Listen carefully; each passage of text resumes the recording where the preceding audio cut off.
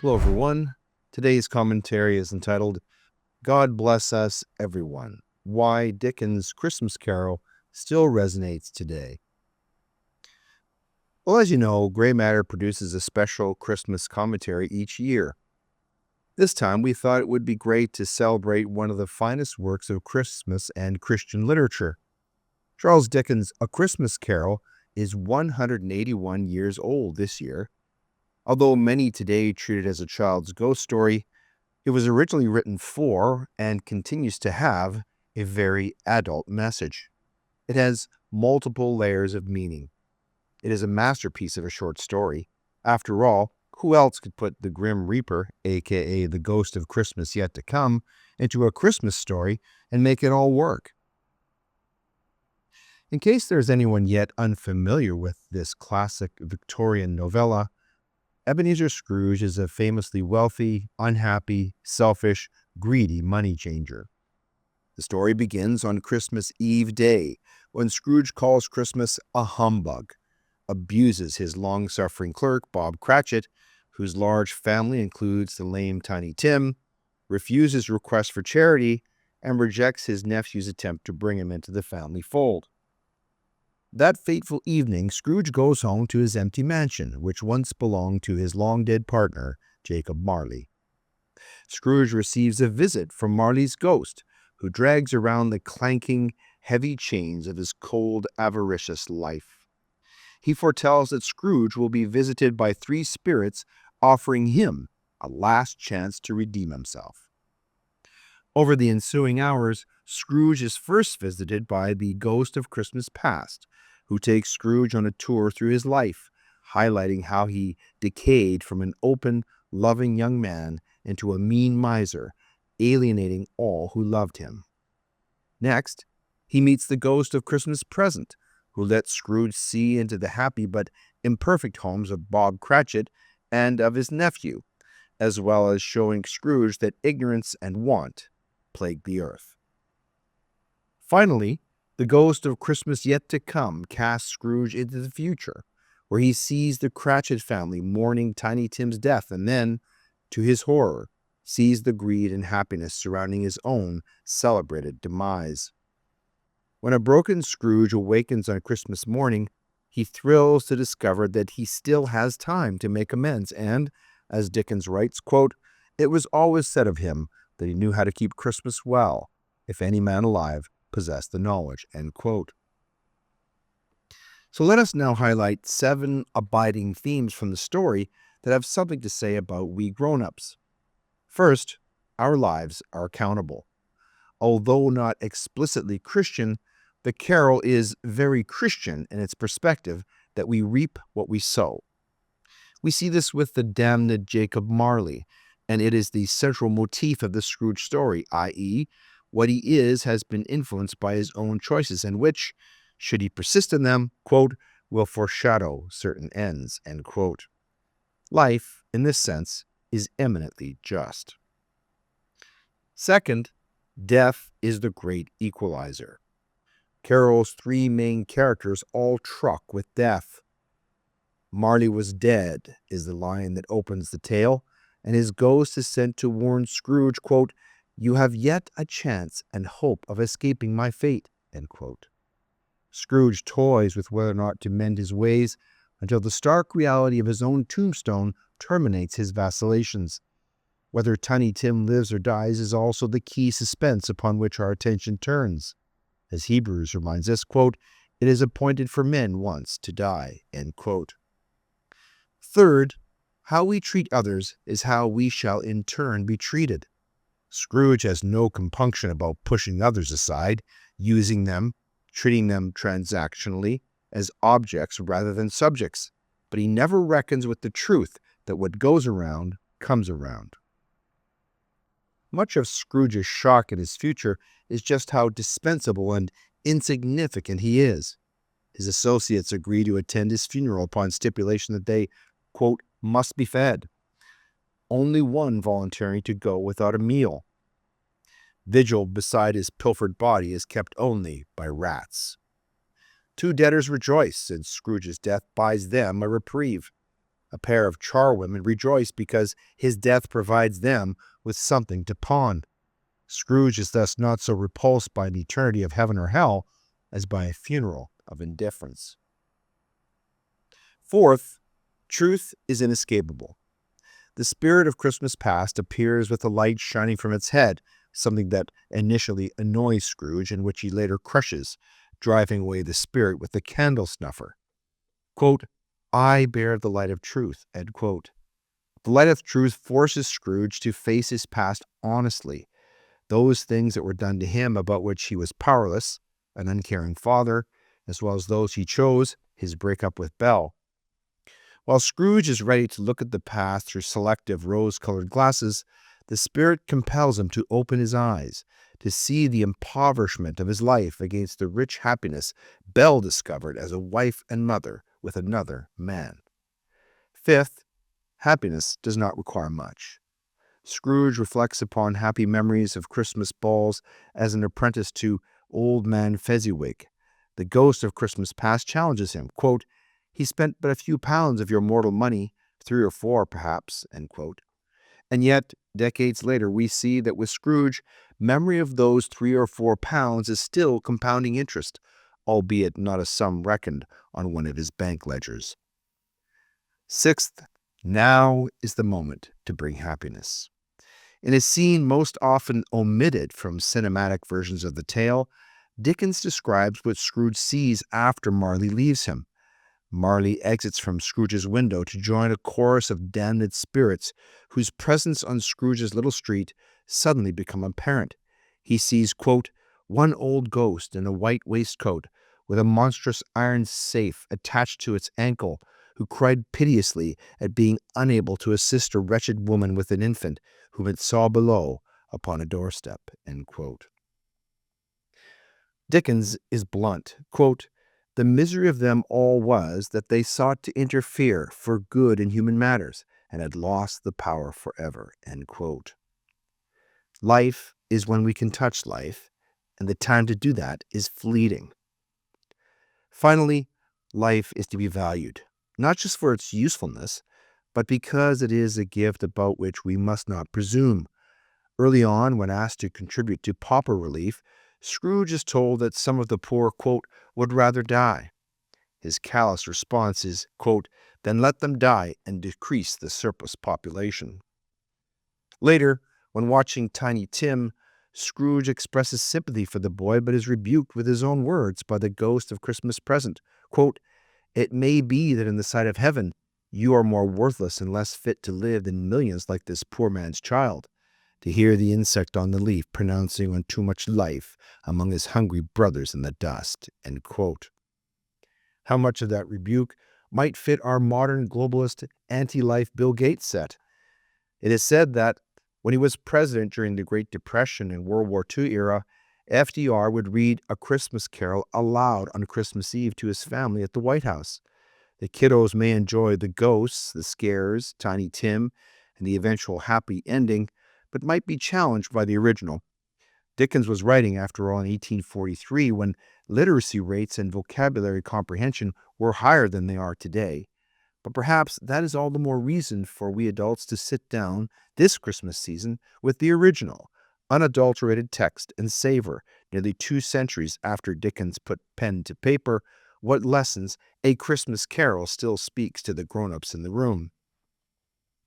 Sadly, some of these adults miss the preceding points entirely and insist instead that Ebenezer Scrooge is actually a communist, albeit one who feels remorse and then repents and seeks redemption. If you hang around with leftists, and I pray that you do not, especially at Christmas, they will tell you that A Christmas Carol is an indictment of capitalism, even as they dismiss bourgeoisie notions about reform. According to a piece in the English middle-class Marxist Internet Archive, quote, his legacy has been claimed by many. Bourgeois commentators stress his reforming zeal, claiming that he influenced a benevolent process of reform from above that, they say, characterized Victorian Britain. Even Prince Charles recently hailed Dickens's use of creative genius to campaign passionately for social justice. That's from the Daily Telegraph, 7th of February 2012. What they neglect to mention, of course, was his anger, even despair at the callous indifference of the great and the good to the plight of the poor, and official inaction against the abuses he exposed. Even the sale of pauper boys as chimney sweeps was not finally banned until 1875, 5 years after Dickens' death, and nearly 40 years after his novel, Oliver Twist, denounced the practice. On the other hand, radicals, reformers, and socialists, from the Chartists to Tony Benn, have used his grim depictions of the workhouse, child abuse, prisons, bureaucratic incompetence of the state, and the cold inhumanity of factory owners to inform their struggle for a better society. Karl Marx said that the great Victorian novelists, Dickens, Thackeray, and the Brontes, quote, have issued to the world more political and social truths than have been uttered by all the professional politicians, publicists, and moralists put together, end quote. So the bourgeoisie class is quite correct here. As the same article quoted above acknowledges, Dickens was no socialist. His ideas were purely middle class, focused upon personal betterment and the voluntary community being responsible for mending social ills. I'm hardly the first to point this out, but I would like to move the focus from the novella in its entirety to Scrooge specifically. Ebenezer Scrooge, before his conversion, is not just a mean old miser. He is the ultimate Western communist. Every expression he makes aligns with postmodern leftist values. First, he's obsessed with money. Remember that the Bible does not say that money is evil. It states that love of money is the root of all evil. Nobody is more money obsessed than Western leftists. Many of them falsely declare Marxism to be an economic system, but it is more accurately a cult that, in the 19th century, used money as its selling point. Today, it uses culture to sell the cult. It is Marxists who place a monetary value on all things, including human beings. They are the ultimate materialists. Second, Scrooge hates Christmas. There's only subtle distinction between bah humbug and the left's insistence on removing Christmas from the public square. Whether it is ending church services on public lands, the singing of Christmas carols in schools, or the very expression, Merry Christmas. Third, Scrooge's hatred for Christmas means that he also hates Christianity. The left has been engaged in an ongoing attack on Judeo-Christian principles for over a century. My 2023 Christmas commentary, Woke Christmas, sets this out in great detail. Leftists understand that we can serve but one master, and for them, the ultimate dialectic struggle is between the state and God. The latest front in this war is the battle against sexual binary, which is integral to the biblical creation story. Scrooge, by disdaining celebration of Christ's birth, thus shows us by implication that he also hates Christianity. Scrooge also believes that government charity displaces private charity. Studies and polls consistently show that conservatives give more to charity. It is simple to divine why. Leftists believe that it is the government's exclusive responsibility to care for widows and orphans. Scrooge clearly agrees. Consider this memorable dialogue from the story. Quote, "At this festive season of the year, Mr. Scrooge," said the gentleman, taking up a pen, "it is more than usually desirable that we should make some slight provision for the poor and destitute, who suffer greatly at the present time. Many thousands are in want of common necessaries. Hundreds of thousands are in want of common comforts, sir." "Are there no prisons?" asked Scrooge. "Plenty of prisons," said the gentleman, laying down the pen again. "And the union workhouses," demanded Scrooge, "are they still in operation?" "They are still," returned the gentleman. "I wish I could say they were not." "The treadmill and the poor law are in full vigor, then?" said Scrooge. "Both very busy, sir." "Oh, I was afraid from what you said at first that something had occurred to stop them in their usual course," said Scrooge. "I'm very glad to hear it." "Under the impression that they scarcely furnish Christian cheer of mind or body to the multitude," returned the gentleman, "a few of us are endeavoring to raise a fund to buy the poor some meat and drink and means of warmth. We choose this time because it is a time, of all others, when want is keenly felt, and abundance rejoices. What shall I put you down for?" "Nothing," Scrooge replied. "You wish to be anonymous?" "I wish to be left alone," said Scrooge. "Since you ask me what I wish, gentlemen, that is my answer. I don't make merry myself at Christmas, and I can't afford to make idle people merry. I help to support the establishments I have mentioned. They cost enough, and those who are badly off must go there." This is chilling, but not nearly so much as blandly advocating elimination of 7 out of 8 living persons. Modern communists also hate prisons and do not think that people should work for welfare, but the underlying principle remains. Each holds that because of government institutions, the widows and orphans are the state's responsibility. Scrooge clearly supports depopulation. Leftists have long held that the planet is overpopulated and that human herds must therefore be culled. This, too, is anti-Christian since it is antithetical to the biblical mandate to be fruitful and multiply and extreme Gaia worship, pre-Christian paganism. In 2006, for example, University of Texas ecologist Eric Pianka announced that 90% of all humans must die to save the planet. Both the World Economic Forum and the United Nations are now dedicated to this depopulation. When Scrooge insists to the gentleman seeking donations that the workhouses are already in place, obviating the need for him to contribute further, one of them explains, quote, "Many can't go there, and many would rather die." Scrooge's response would make leftists proud. Quote, "If they would rather die, then they had better do it and decrease the surplus population." End quote. Thankfully, by the close of the story, Scrooge recognizes that government is not responsible for healing the world's ills, nor would the world be better off if the human population were culled. Instead, as Dickens makes clear, and Christmas reminds us, each of us is our brother's keeper, and it is up to us, through our personal choices, to improve life for all. A Christmas Carol by Charles Dickens is arguably the most famous and beloved Christmas tale ever told. It can stake a claim as one of the most recognizable stories of any seasonal variety. It has become as much a staple of the Christmas season as colored lights, presents under trees, and chocolate advent calendars. In fact, so integral is this tale to the holiday season that one Dickens biography, and later a movie, was boldly entitled "The Man Who Invented Christmas." Dickens's own religious convictions would have led him to reject this lofty and erroneous epithet, but such praise testifies to the importance and popularity of the carol. Why has this simple story resonated so profoundly across generations, across centuries?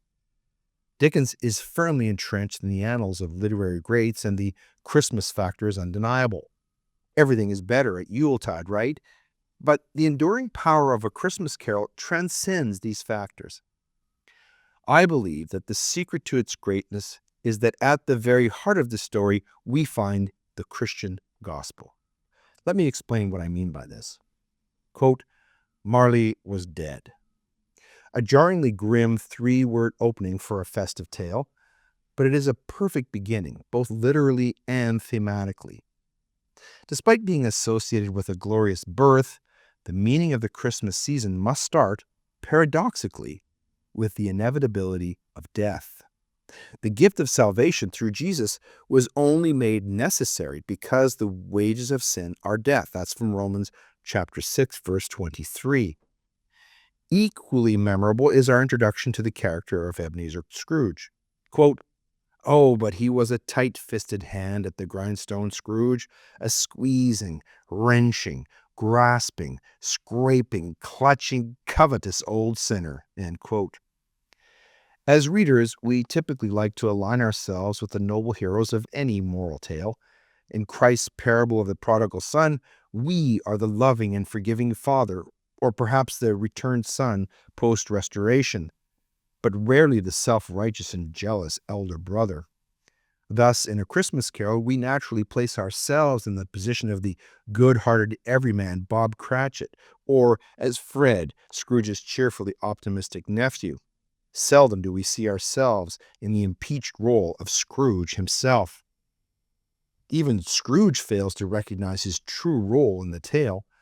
Only by the ghostly visitation of his dead-as-a-doornail business partner is his sight miraculously restored to the reality of his own sinful and wretched nature. The wages of sin are visualized by the tormented Marley. Quote, I wear the chain I forged in life. I made it link by link and yard by yard. I girded it on of my own free will, and of my own free will I wore it. End quote. But you were always a good man of business, Jacob, faltered Scrooge, who now began to apply this to himself. Scrooge, like so many of us, hides behind empty platitudes of being a good person, working hard, and achieving material success. Yet, Marley's ghost laments, quote, why did I walk through crowds of fellow beings with my eyes turned down and never raise them to that blessed star which led the wise men to a poor abode? End quote. Romans chapter 3, verse 23 declares, for all have sinned and fall short of the glory of God. End quote. Whether we accept it or not, we are Scrooge in this morality tale, but like him, it is not the end of our story. There is yet redemption for us all. The gospel is core to A Christmas Carol, but the story is still not a true Christian allegory. The three Christmas spirits are not stand-ins for the Holy Trinity, nor does Scrooge receive salvation in a theological sense. His story nevertheless paints a vivid picture of redemption. Scrooge is transformed by his encounters with the three spirits, the ghosts of Christmas past, present, and future.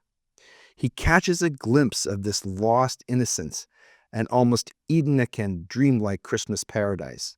He is shown the despairing truth of his current life, and lastly, he is reminded of eternity and the consequences of death. Upon waking from the final spectral visitation, Scrooge is reborn. The old Ebenezer has passed away. And finally, he vows to change. Quote, I will honor Christmas in my heart and try to keep it all the year. I will live in the past, the present, and the future. The spirits of all three shall strive within me.